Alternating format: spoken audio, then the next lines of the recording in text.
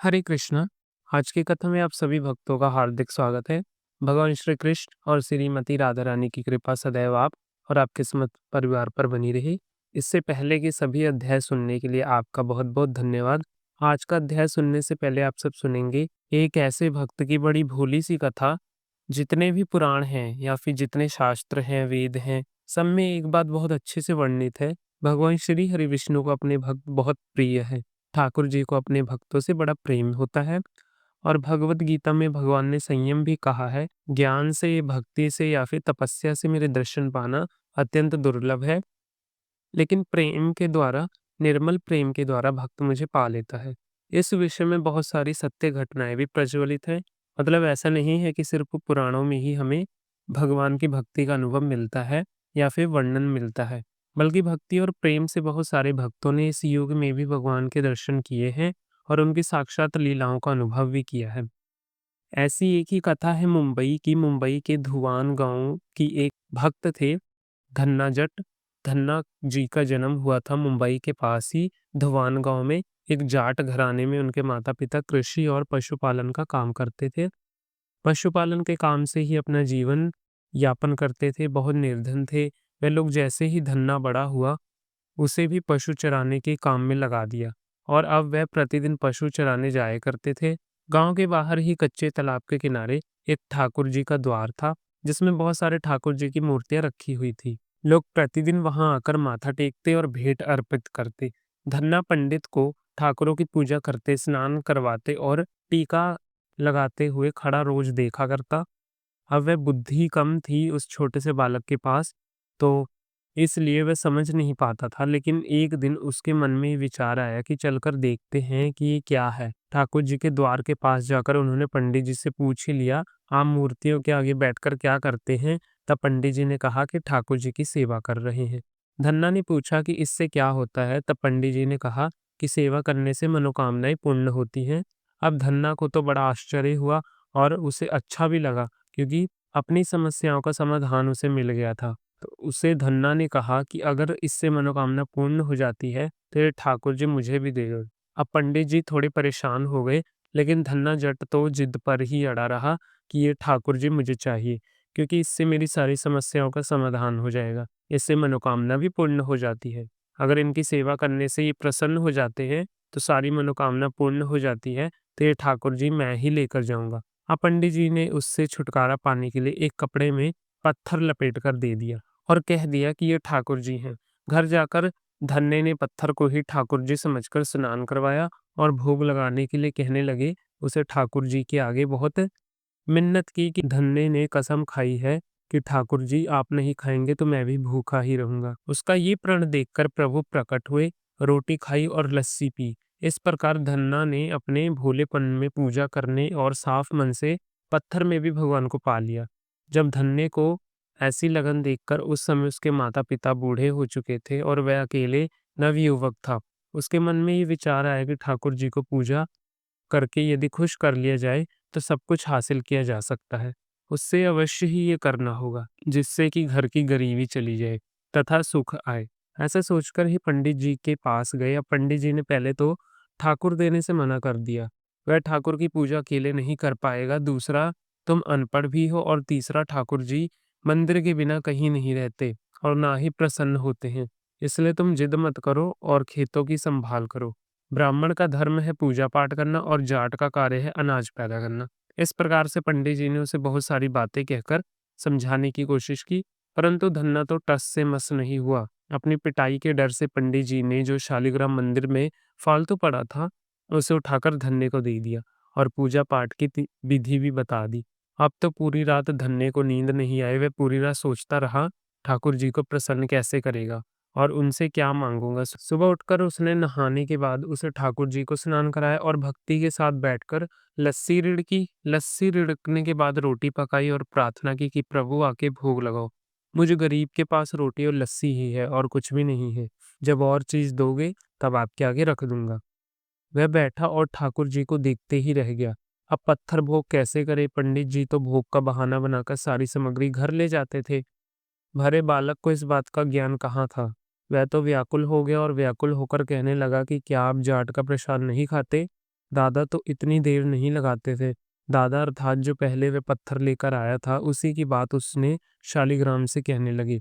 यदि आज आपने प्रसाद नहीं खाया तो मैं तो मर ही जाऊंगा, लेकिन आपके बगैर नहीं खाऊंगा। प्रभु जानते थे कि ये मेरा निर्मल भक्त है, छल कपट जानता नहीं है, अब तो प्रकट होना ही पड़ेगा। 1 घंटा और बीतने के बाद धन्ना क्या देखता है कि श्री कृष्ण के रूप में भगवान जी रोटी माखन के साथ खा रहे हैं और लस्सी भी पी रहे हैं। भोजन खाकर प्रभु बोले, धन्ना, जो इच्छा है मांग लो, मैं तुम पर प्रसन्न हूँ। धन्ना ने हाथ जोड़कर बड़े भाव से विनती की, जो तुम्हारी भक्ति करते हैं तो उनके सारे कार्य सवार देते हैं। मुझे गेहूं दाल और घी दे दीजिए, मैं खुश हो जाऊंगा। यदि जूता कपड़ा और 7 प्रकार के अनाज, गाय या भैंस सवारी करने के लिए, घोड़ी तथा घर की देखभाल करने के लिए सुंदर नारी मुझे दे दे। धन्ना के ये वचन सुनकर प्रभु हंस पड़े और बोले कि ये सब वस्तुएं तो मिल जाएंगी। फिर प्रभु बोले, अन्य कुछ? तब धन्ना बोला, हे प्रभु, मैं जब भी आपको याद करूं अब दर्शन दीजिए, यदि कोई जरूरत हो तो बताऊंगा। तथास्तु, भगवान ने उत्तर दिया। तब धन्ना बोला, हे प्रभु, आज से आपकी आजीवन सेवक हुआ, आपके अलावा किसी अन्य का नाम नहीं लूंगा। धन्ना खुशी से दीवाना हो गया, उसकी आंखें बंद हो गई। जब आंख खुली तो प्रभु वहां नहीं थे। वह पत्थर का शालिग्राम वहां पड़ा था। उसने बर्तन में बचा हुआ प्रसाद खाया, जिससे उसे तीनों लोगों का ज्ञान हो गया। प्रभु के दर्शन के कुछ दिन के पश्चात धन्य के घर बहुत सारी खुशियां आ गई। एक अच्छे अमीर घर में उसका विवाह हो गया। उसकी बिना बोई भूमि पर भी फसल लहराने लगी। उसने जो जो प्रभु से मांगा था वह सब मिल गया। किसी ने धन्य को कहा, चाहे प्रभु तुम पर प्रसन्न है, तुम्हें फिर भी गुरु धारण करना चाहिए। उनसे स्वामी रामानंद जी का नाम बताया। एक दिन अचानक ही रामानंद जी उधर से आ निकले। भक्त धन्य ने दिल से उनकी खूब सेवा की तथा दीक्षा की मांग। रामानंद जी ने उनकी विनती स्वीकार कर ली और दीक्षा देकर धन्य को अपना शिष्य बना लिया। धन्ना भगवान के नाम का सुमिरन करने लगा। प्रभु की भक्ति निष्काम भावना से की जाए या फिर सकाम भाव से, निर्मल मन से की जाए तो निश्चय ही भगवान प्रसन्न होते हैं, भक्त की समस्त मनोकामना भी पूर्ण करते हैं और अपने भक्तों का अविरल आशीर्वाद भी देते हैं। आज की कथा आपको कैसी लगी कमेंट बॉक्स में जरूर बताएं। अब आप सुनते हैं आज के अध्याय की कथा। शिरोधारी कोण में रोधक नामक तीर्थ है, जो सब दुखों का नाश करने वाला है। पूर्व काल में राजा दशरथ ने वहीं पर पुत्र के लिए पुत्र नामक यज्ञ किया था। यज्ञ के अंत में वहां भगवान अग्निदेव अपने हाथों में हविष्य से भरा सोने का पात्र लिए हुए दृष्ट गोचर हुए थे। उस हविष्य में परम उत्तम विष्णु तेज व्यपात थे। राजा ने उसे 4 भाग करके अपनी पत्नियों को बांट दिया। खीर अर्थात खीर का हविष्य की प्राप्ति हुई। वही रोधक नाम वाला तीर्थ प्रसिद्ध हुआ। जितेंद्र पुरुष उस तीर्थ में आदर पूर्वक स्नान करके संपूर्ण भोगों और बहुजन पुत्रों की प्राप्ति करता है। अश्विन मास की शुक्ल पक्ष की एकादशी को व्रत का पालन करने वाले पुरुष वहां विधि पूर्वक स्नान करके ब्रह्मा को यथाशक्ति दान दे, इससे वह संपूर्ण मनोरथ को प्राप्त कर लेता है। नरत कोण में बृहस्पति का कुंड प्रसिद्ध है। वह सब पापों का नाशक तथा पवित्र जलों की तरंगों से सुशोभित है, जहाँ साक्षात बृहस्पति जी ने निवास किया है। वह तीर्थ सघन पत्तों की छाया से सुशोभित एवं नाना प्रकार के फल देने वाले और पापियों के लिए दुर्लभ है। भादों के शुक्ल पक्ष की पंचम तिथि में वहां की यात्रा फलदायिनी होती है। अन्य समय में बृहस्पति के दिन उसमें किया हुआ स्नान बहुत फलदायक होता है। जो मनुष्य वहाँ भगवान विष्णु तथा बृहस्पति का पूजन करते हैं, वह सब पापों से मुक्त होकर वैकुंठ धाम में आनंद का अनुभव करते हैं। उसके दक्षिण भाग में परम उत्तम रुक्मणी कुंड है, जिससे कि श्री कृष्ण की प्रतिमा महारानी रुक्मणी देवी ने स्वयं निर्माण करवाया था। उस समय भगवान विष्णु ने स्वयं ही उस कुंड के जल में निवास किया था। पत्नी के स्नेह से वर भगवान ने उस कुंड के महत्व को और बढ़ा दिया। मनुष्य को चाहिए कि वह मन और इंद्रियों को संयम रखकर वहां स्नान दान और वैष्णव मंत्र से होम ब्राह्मण पूजा तथा भगवान विष्णु का आचरण करे। कार्तिक मास की कृष्ण पक्ष की नवमी को वहां की वार्षिक यात्रा करनी चाहिए। इससे सब पापों का नाश होता है। यात्रा करने वाले मनुष्य रुक्मणी और श्री कृष्ण की प्रति के लिए अपनी शक्ति के अनुसार दान दे। वहां पर शंख चक्र गदा एवं पद्म धारण करने वाले भगवान लक्ष्मीपति का इस प्रकार ध्यान करना चाहिए। भगवान के श्री अंगों में पीताम्बर शोभा पा रहे हैं, वरण माला पहने हुए हैं और नारद आदि ऋषि उनकी स्तुति कर रहे हैं। मस्तक पर मुकुट शोभा पा रहे हैं तथा इंद्र नीलमणि आदि दिव्य रत्नों से आभूषित से विभूषित वक्ष स्थल में कौस्तुभ मणि प्रकाशित हो रही है। समस्त कामनाओं एवं फल की प्राप्ति करने वाले भगवान की अंग कांति अलसी के फूल की भांति श्याम, उनके नेत्र कमल दल के समान परम सुंदर हैं। इस प्रकार ध्यान करने पर मनुष्य निसंदेह संपूर्ण मनोरथ को पा लेता है और ये लोक में सुख भोग कर भगवान के लोक में आनंद का अनुभव करता है। रुक्मणी कुंड के विवाह कुंड में धन्य यक्ष नाम से प्रसिद्ध उत्तम तीर्थ है। पूर्व काल की बात है, विश्वामित्र मुनि ने राजसु यज्ञ करने वाले राजा हरिश्चंद्र में दान में सारा राज्य ले लिया। तत्पश्चात वह सब राज्य और धन एक यक्ष के संकरण में दे दिया। किसी समय परम बुद्धि विश्वामित्र मुनि उस यज्ञ पर प्रसन्न हुए और बोले कि यक्ष, ये तीर्थ धन्य यक्ष के नाम से प्रसिद्ध होगा। वह नवों निधियों की पूजा करने से मनुष्य लोक में सुख और परलोक में आनंद का अनुभव करता है। महापद्यम, शंख, मक्र, कच्छप, मुकुंद, कुंद, नील और खर्ग, ये 9 निधियां हैं। इन सब का इस कुंड में निवास होगा, जहाँ जल में निधि लक्ष्मी का पूजन करना चाहिए। माघ शीर्ष मास के कृष्ण पक्ष की चतुर्दशी को यहाँ की वार्षिक यात्रा करनी चाहिए। उस समय स्नान और पितृ तर्पण विशेष रूप में करना चाहिए। धन यक्ष तीर्थ से उत्तर दिशा में वशिष्ठ कुंड नामक विख्यात तीर्थ है, जो सदा सब पापों का नाश करने वाला है। वहाँ तपोनिष्ठ वशिष्ठ और निर्मल व्रत वाली अरुंधति की नित्य निवास है। उसमें आलस्य छोड़कर जो बुद्धिमान पुरुष स्नान और विशेष रूप से श्राद्ध करता है, उसे उत्तम की प्राप्ति होती है। वहाँ विशिष्ट और वामन देव जी के यत्र पूर्वक पूजन करना चाहिए। पतिव्रता अरुंधति देवी वहाँ विशेष रूप से पूजनीय है। उस तिथि पर विधि पूर्वक स्नान और यथाशक्ति दान द्वारा जो उसमें स्नान करता है, वे वशिष्ठ के समान होता है। भाद्रपद मास के शुक्ल पक्ष की पंचम तिथि की विधि पूर्वक मन और इंद्रियों को संयम में रखते हुए वहां की वार्षिक यात्रा करनी चाहिए। प्रत्येक पूर्वक श्रद्धा और भगवान विष्णु की पूजा करनी चाहिए। ऐसा करने वाले मनुष्य सब पापों से शुद्ध होकर भगवान विष्णु के लोक में वशिष्ठ कुंड से भगवान विष्णु के लोक में जाते हैं। वशिष्ठ कुंड से पश्चिम दिशा में सागर कुंड के नाम से विख्यात एक तीर्थ है, जो कि संपूर्ण कामना और मनोरथ की सिद्धि प्रदान करने वाला है।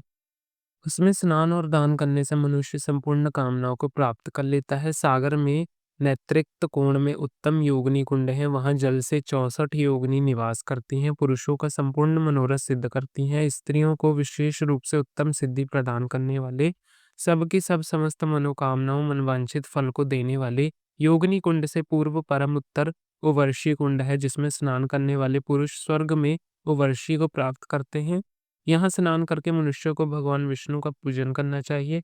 ऐसा करने वाले विद्वान पुरुष सदैव विष्णु लोक में निवास करते हैं।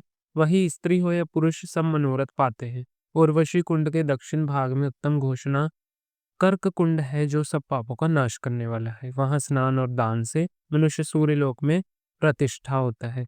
घाव से युक्त कोड़ी निर्धन अथवा दुख से घिरा हुआ जो कोई भी मनुष्य वहां विधि पूर्वक स्नान करता है और संपूर्ण कामनाओं को प्राप्त कर लेता है। विशेषत रविवार को वहां आदर पूर्वक स्नान करना चाहिए। रविवार के साथ यदि सप्तमी तिथि का भी योग हो तो स्नान बहुत फलदायक होता है।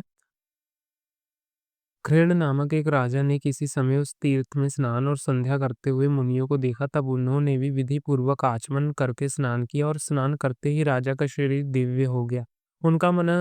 उनका मन आनंद से परिपूर्ण हो गया। तब मुनियों ने उस तीर्थ का महिमा जानकर राजा ने सूर्यदेव की प्रसन्नता के लिए स्तुति की। राजा बोले, हे देव देवेश्वर, हे भगवान सूर्य, आपका स्वरूप सच्चिदानंद है, मेरा आपको नमस्कार है।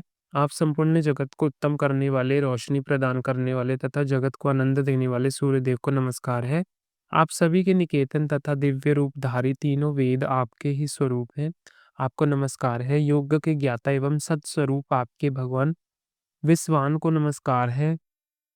आप सबसे परम परमेश्वर और त्रिलोकी का अंधकार नष्ट करने वाले, आपको नमस्कार है। आपका स्वरूप अचिंत और प्रभा फैलाने वाले, तेज से संपन्न, आपको सदा नमस्कार है। आपको योग प्रिया, योग रूप और योगन, आप सदैव नमस्कार है। आप ओंकार रूप, व्यकार स्वरूप और ज्ञान रूप हैं, आपको नमस्कार है। यज्ञ, यजमान, हविष्य तथा रीति रीतिवज सब कुछ आप ही हैं, आपको नमस्कार है। संपूर्ण रोगों के नाशक, आत्म संपूर्ण तथा कमलों को आनंद प्रदान करने वाले, आपको नमस्कार है। आप अत्यंत कोमल और अतिष्ठ है, तिक्षय हैं, संपूर्ण देवताओं का पालन करने वाले, आपको नमस्कार है। आप यज्ञ भोक्ता, भक्त रक्षक तथा प्रिय स्वरूप हैं, आपको नमस्कार है। आप निरंतर प्रकाश देने वाले तथा समस्त लोगों को हितकारी हैं, आपको नमस्कार है। मैं आपके चरणों में प्रणाम करने वाले शरणागत भक्त हूँ। प्रभु आज मुझ पर प्रसन्न होइए। इस प्रकार की स्तुति करते हुए अपने भगवान राजा घोष और भगवान सूर्य प्रसन्न हो गए और भक्त का प्रिय करने की इच्छा से सहसा की प्रकट होकर बोले, राजेंद्र, तुमसे जो ये सतवन किया है, इसे जो मनुष्य पढ़ेंगे उन पर प्रसन्न होकर मैं उनके सब मनोरथ को पूर्ण करूंगा। ये स्थान आज से पृथ्वी के तुम्हारे ही नाम से विख्यात होगा। जो यहाँ स्नान करेगा वह अपनी संपूर्ण कामनाओं को प्राप्त कर लेगा। इस तरह का वरदान देकर भगवान सूर्य देव अंतर ध्यान हो गए।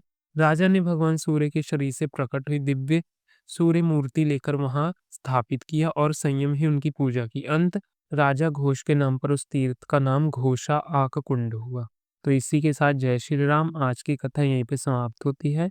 अब आपसे मिलेंगे हम अगली कथा में।